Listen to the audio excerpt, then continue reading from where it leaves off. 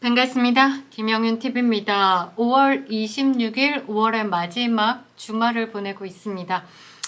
지금 현재 대한민국의 정치 상황을 보면서 이거는 좀 가면 갈수록 심해지고 있다. 돈과 권력이 있다라고 하면 세상 뻔뻔한 일을 행해도 넘어갈 수 있구나. 이러다가 정말 살인자도 인기만 등에 업으면 정치인이 될 수 있겠구나, 이런 생각이 들더라고요. 가장 대표적인 사람들이 당대표를 다 하고 있습니다. 민주당 이재명, 그 다음에 조국혁신당의 조국, 개혁신당의 이준석.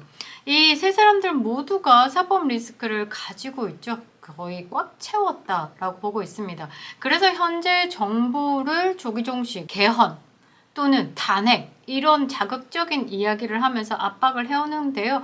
이게 그들이 민생과 민의를 이야기를 하지만 결코 그렇지 않다. 본인의 사생과 사심으로 가고 있는 것이라고 볼 수 있죠.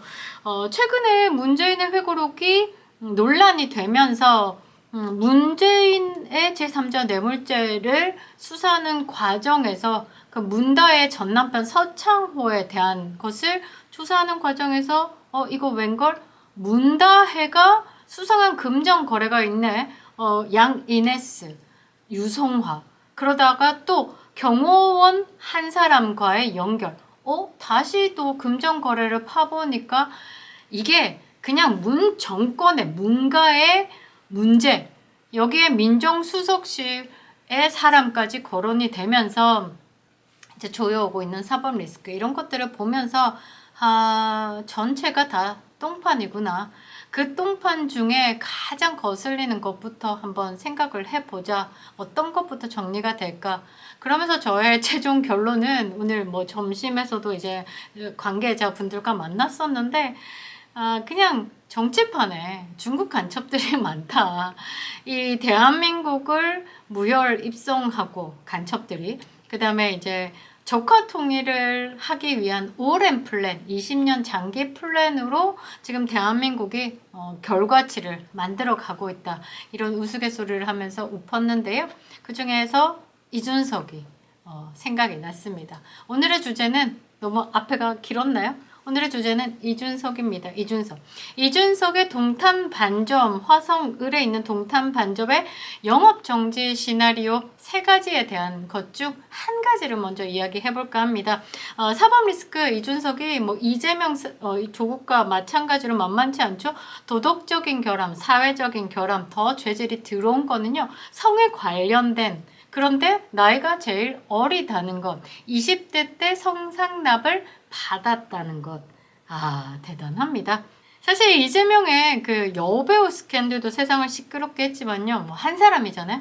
근데 이준석은 조사 과정 중에서 20명 가까이 성상납을 했다라는 게, 물론 참고인 조사 등에서 이제 진술로 이야기가 된 것이고, 아직 그게 완벽하게 밝혀지지는 않았지만 그렇게까지 거론이 됐다라는 것 자체가 굉장히 무분별한, 부도덕한 행동을 했다라는 거죠. 아무튼 의혹이 사실로 확인되는 순간까지도 언론의 장난질로 아직 버티고 있는 이준석입니다. 이준석과 관계가 끈끈한 언론인이 예전에 강용석 경기도지사에 출마를 할 때, 그때 뭐 복당과 관련해서 유튜브 가세연이죠. 가세연에서 뭐 올려뒀던 성상납 영상을 지워달라, 이런 딜을 왔다 갔다 했던 부분들 가지고 또 녹취록이 터지기도 했었는데요.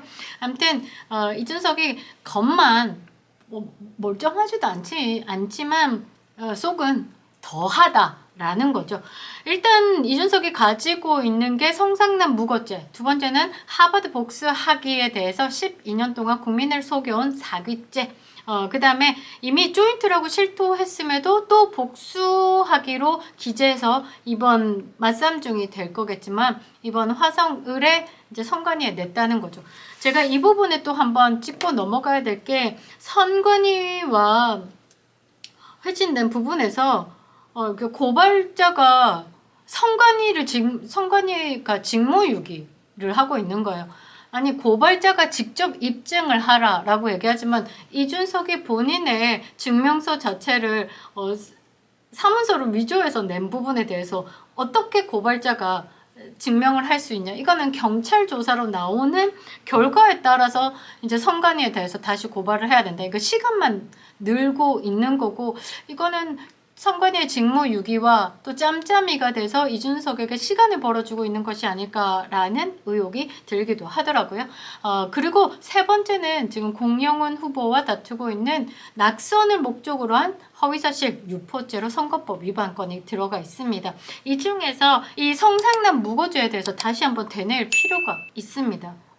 잊어가고 있으니까요. 그리고 이 오랜 시간 동안 이준석, 그리고 이준석과 관계된 뭐 언론인들, 그 다음에 이준석과 관계된 정치인들, 대표적으로 홍준표 대구시장이 마치 누명을 썼다는 식으로 왜곡된 정보를 계속 국민들에게 흘리고 있는 부분들이 있기 때문에 정정을 해보도록 하겠습니다. 우리가 잊으면 안 되는 거죠. 좌파들의 내로남불식으로 본질을 왜곡하고 있는 부분에 대해서 리마인드 하겠습니다. 이준석의 성상납과 증거인멸을 얘기하면 단골로 나오는 이준석의 반박 멘트가 있습니다. 이것부터가 좌파 DNA를 장착했다라고 볼 수 있죠. 뭐라고 하냐면요. 가세현 민녕, 가세현 충들, 가세현 빠들, 틀딱들, 코인파리들 이런 식으로 이야기를 하고 있고요. 하버드 학력 사기에 대해서 제기를 하니까 코인파리, 틀딱 뭐 이런 식으로 뭐 60세 이상의 고령들의 돈을 빼먹는다 이런 식으로 또 댓글을 다시는 분들도 있더라고요. 그래서 이제 이준석이 프레임 작업을 한 거예요. 본인에 대한 의혹을 제기한 유튜버들을 가지고 이제 그런 식으로 코인파리 무슨 충 이런 식으로. 그래서 이게 딱 보면요, 메시지에 대한 것에 대한 공격이 아니라 메신저를 공격하는 전형적인 좌파 사례들을 볼 수 있는 거죠. 반박이 아니라 그냥 개소리라고 보면 됩니다. 반박이라고 하면 상대의 논리, 주장을 깨버려야 되는데 근거를 약화시키기 위해서 그 메신저를 공격한다는 거죠. 내용을 봐야지 그 주장하는 주장자들을 갖다가 공격을 한다는 거.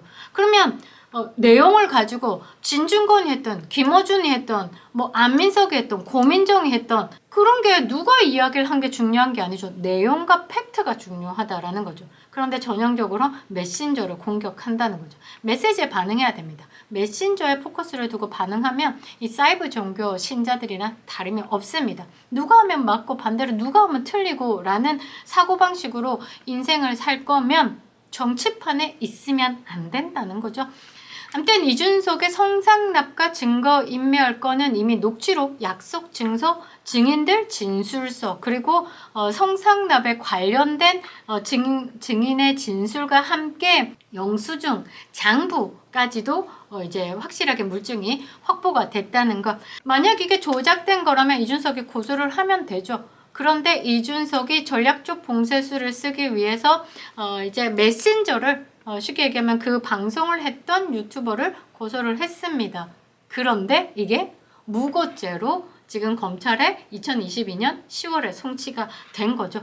증거가 너무너무 구체적이고 명백하기 때문이죠.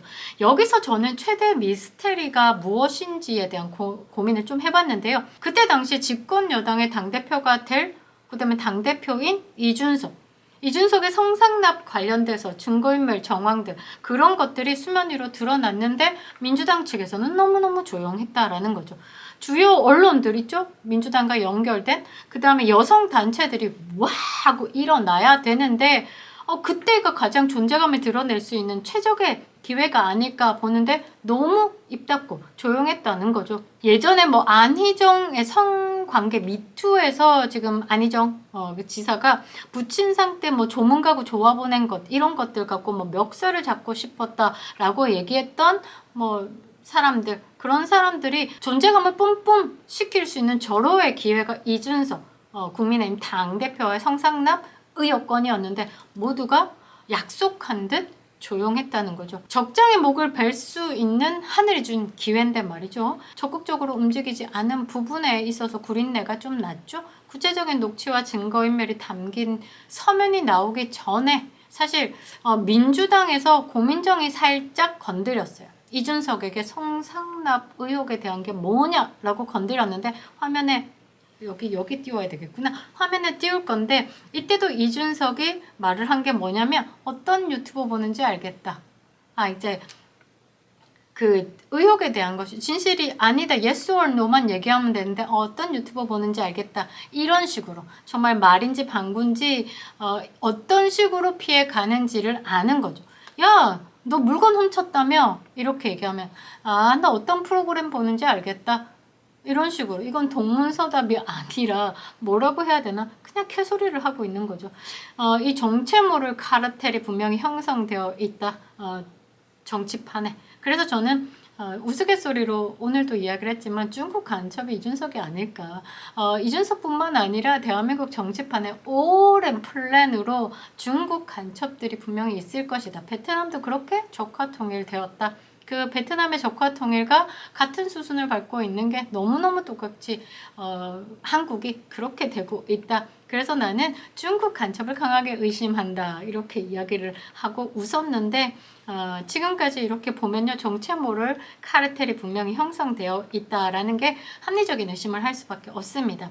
아무튼 민주당에서는요 공식적으로 오영환 원내대변인이었죠. 이분이 이준석 성상납과 증거인멸에 관해서 저격했습니다. 88년생이고 소방관 출신이었는데요. 이준석보다 어리죠. 민주당이 그때 제가 생각했을 때 민주당이 이제 화염병 던지던 거, 그다음에 전과자, 뭐 시민단체 출신, 그래서 공부 안 하고 경제가 뭔지도 모르고 그나마 정상적인 사회 경험을 갖춘 사람, 땀 흘려서 일해본 사람, 그래서 뭐가 잘못된 건지 안다라고 생각해서 이 사람만큼은 정상적이네 라고 생각했는데 이것도 곧 사라졌다라는 거죠. 그러면서 제가 생각할 때 이준석의 민주당의 중진들, 그 다음에 영혼의 단짝 하태경 있죠? 그 다음에 십상시 저리 가라 이핵관들 있죠? 그 다음에 언론사 기레기들 믿고 버티고 있구나 이런 생각을 해봤습니다. 이런 더러운 카르텔이 어디서부터 어디까지인지 정말 궁금한데요. 뭐 궁금을 떠나서 아직까지 버티고 있는 이준석 얼굴이 두꺼워도 너무 두껍다라는 거죠. 이준석하고 평소에 티키타카를 잘하던 진중권도 하버드 학력 사기에 대해서 발끈하면서 이제 하버드 학력에 대한 제기한 폴리티코 정치연구소를 뭐 코인파리 식으로 몰기도 했었죠. 우습습니다. 아무튼 2022년 6월 30일 날 이준석 대표에게 성상납을 한 의혹으로 경찰 조사를 받고 있는 김성진 아이카이스트 대표가 2013년도부터 이때 20대입니다. 2016년도까지 이준석에게 20차례 넘게 접대를 했다라고 진술을 했습니다. 서울경찰청 반부패 공공범죄수사대는요. 김성진 아이카이스트 대표를 불렀어요. 참고인 신분 조사했죠. 그래가지고 대전 유성구에서 2차례 성상납을 제공한 것을 포함해서 총 20차례 접대를 했다라고 진술을 받았고 그때 당시에 구체적인 정황과 장소, 접대 여성의 신상까지 진술을 했고요. 이때 경찰이 범죄 사실을 특정한 것으로 보였죠. 이때까지만 해도 수사가 굉장히 빠르게 진행됩니다. 뭐 6월에 참고인 조사 1차 하고 그 다음 달에 2차 하고 3차 하고 바로 2022년 10월에 검찰로 송치를 해버립니다. 이때 이준석이 입이 바짝바짝 타들어갔을 거죠. 접대 횟수 등의 차이가 있지만요. 2016년까지 일단은 접대가 있었다라고 보고 특정하고 수사 중인 것으로 봤죠.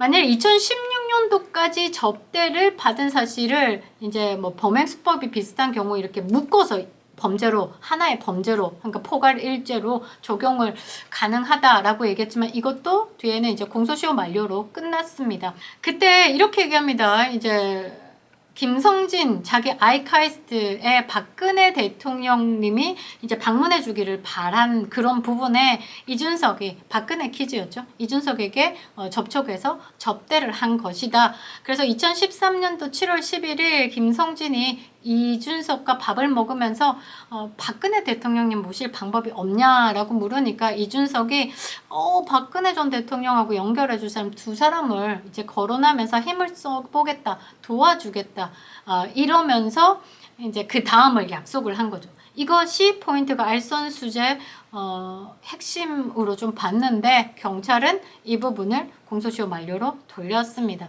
아무튼 이준석이 형님처럼 모시는 국회의원이 있고 나머지 하나는 기업인이다 라고 얘기하면서 그 형님처럼 모시는 국회의원은 뒤에 이름이 거론이 될 겁니다. 이러면서 이름팔이를 했었는데 두 번째 성상납이 있었을 때 박근혜 대통령의 시계를 선물을 하면서 이제 뭔가 하나씩 던지는 거죠. 내가 너한테 성상납을 받는데 내가 뭔가를 거리를 들고 올 거야. 최종은 박근혜 대통령을 모시는 걸 거야. 나한테 계속 뭔가를 던져봐 이러면서 박근혜 대통령 시계 던지고 이런 식으로 밀당을 했다라는 것으로 봐야 되겠죠.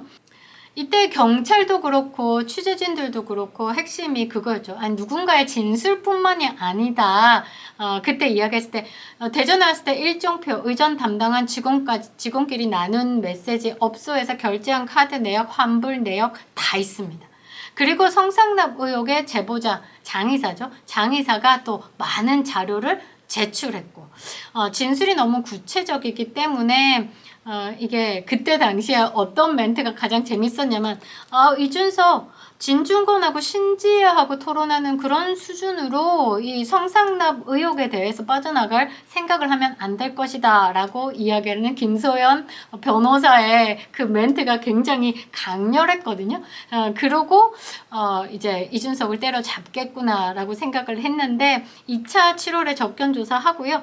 3차 참고인 조사에서 성상납 당시 정황의 앞뒤 상황, 그 다음에 접대 여성에 대한 구체적인 진술이 나왔습니다.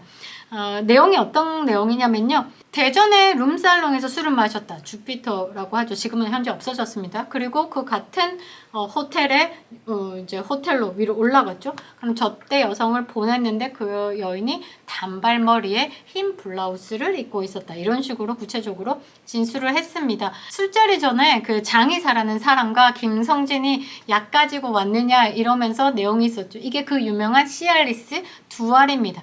20대의 이준석이 성상납을 받는 그 과정에서 시알리스 두 알이 나왔었다라는 것도 이준석을 조롱하는 거리 중에 하나였죠. 이준석이 거론했던 그 국회의원은요. 예전에 김상민 전 국회의원이었고 기업인은 류재욱 네모 파트너스 대표를 거론하면서 박근혜 대통령과 연결시켜 줄 수 있다라고 이야기를 했고 이 진술한 사람이 김철호 대표입니다. 이분도 이제 아예 성상납 뇌물에 관련된 세 사람 경찰 조사를 받은 사람 중에 한 사람입니다. 성상납 의혹이 제기되자 이제 이준석이 자기는 그런 사실이 없다 이러면서 정보통신망법상 허위 사실에 대한 명예훼손 혐의로 경찰에 고소했습니다. 이것도 김영윤도 그렇게 고소를 해서 지금 그 경찰 조사를 받고 있는 중에 하버드에 관련된 자료를 다 제출을 했고 허위 사실을 말한 적이 없다. 나는 팩트에 근거해서 이야기를 했다.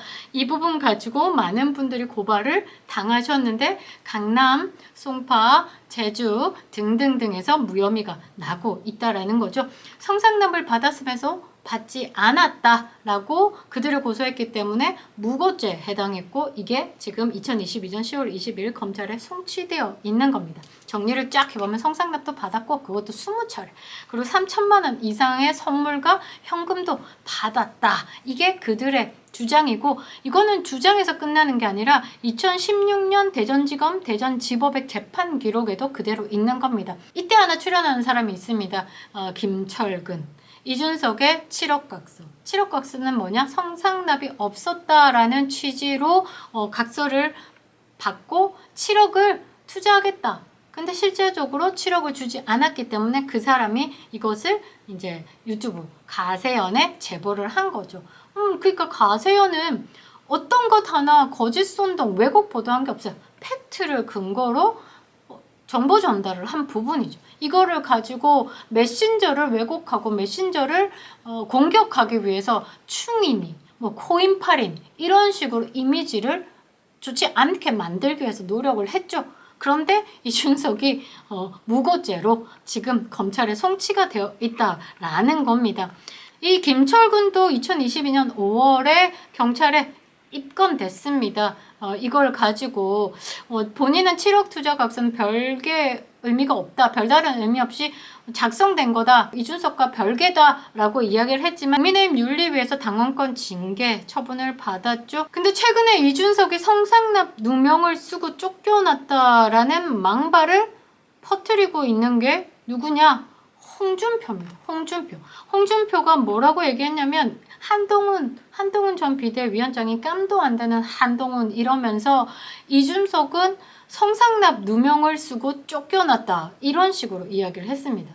이제 살살 눈치 보다가 이준석이 국회의원 배지 화상을 해서 국회의원 당선되니까 요것도 힘 좀 얻어야지 싶어서 이준석에게 또 빌빌빌 거리는 거라고 저는 생각을 하는데요. 팩트를 왜곡하고 있는 거죠. 이준석은 당에서 쫓겨난 거 아닙니다. 쫓겨난 거 아니고 본인이 스스로 탈당한 겁니다. 탈당 기자회견을 돼지갈비집에서 하지 않았습니까? 그거는 성상납 때문이 아니라 김철근 각서 등 증거인멸 교사 때문에 윤리위원회 절차에 따라서 징계를 받은 거죠.